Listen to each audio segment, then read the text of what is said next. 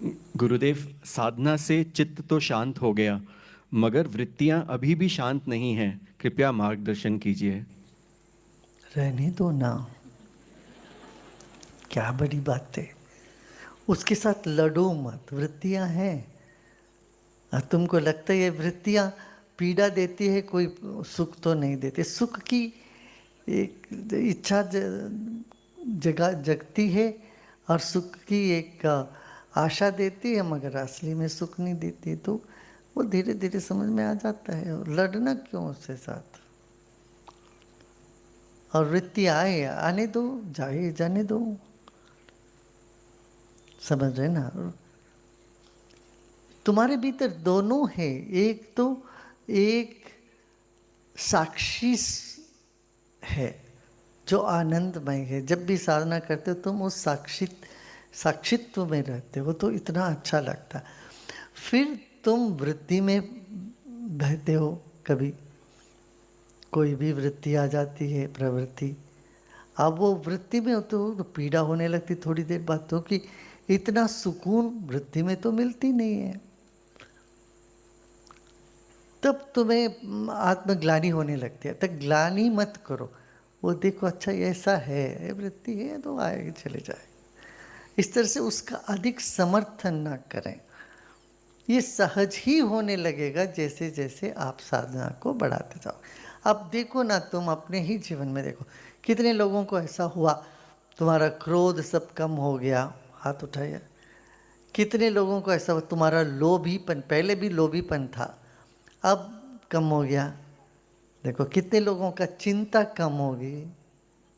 देखा, ये सब प्रवृत्ति ही है। कितने लोगों को ऐसी बहुत सारी इच्छाएं होती रही, मगर अब ऐसी इतनी इच्छा नहीं उठती। हाथ उठाओ, देखो देखते हैं। हाँ देखो, इस तरह से ये सब प्रवृत्तियां उठती है। ठीक है, घबराना नहीं उससे। और ये मत सोचना रे साधना थे उठ, ये क्यों उठ गई वापस। जी ठीक है, उठ गया, कभी गुस्सा आया, ठीक है, मगर लौट के हम अपनी ही साक्षीपन में आ जाते हैं। इसीलिए कहा ना, सर्वधी साक्षी भूतम। गुरुदेव के पास आने से क्या मिलना चाहिए, क्या क्या होता है। सर्वधी, सब तरह की बुद्धि की साक्षी में हूँ, ये समझ के चलो।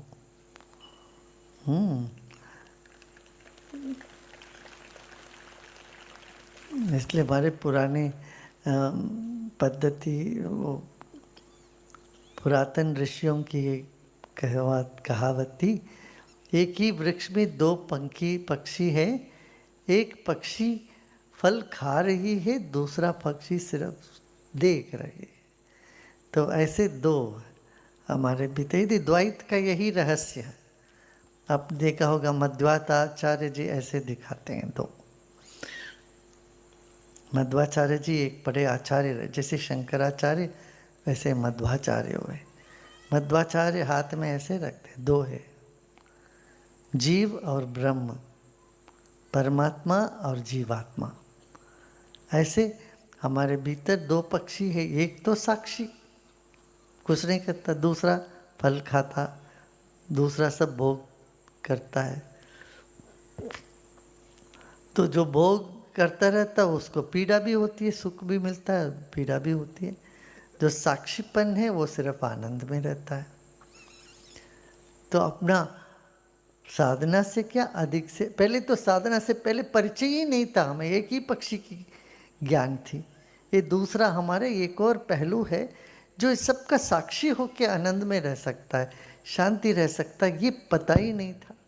पहली बार तुमने सुदर्शन क्रिया करी, मेडिटेशन किया, ध्यान किया, सहज समाधि किया, तो तुमको ये अंदाज आ गया, अरे भाई कुछ और भी है। खाने पीने, सोने, बातें करने में जो सुख है उससे कुछ और भी है, इसका अंदाज लग गया। अब अधिक समय उस पे लगाते हैं तो हमें साक्षित्व समय के हिसाब से अधिक मजबूत होने लगता है। फिर ये जो पक्षी जो खाना खा पी रही है वो उसकी कोई ना के बराबर हो जाता है।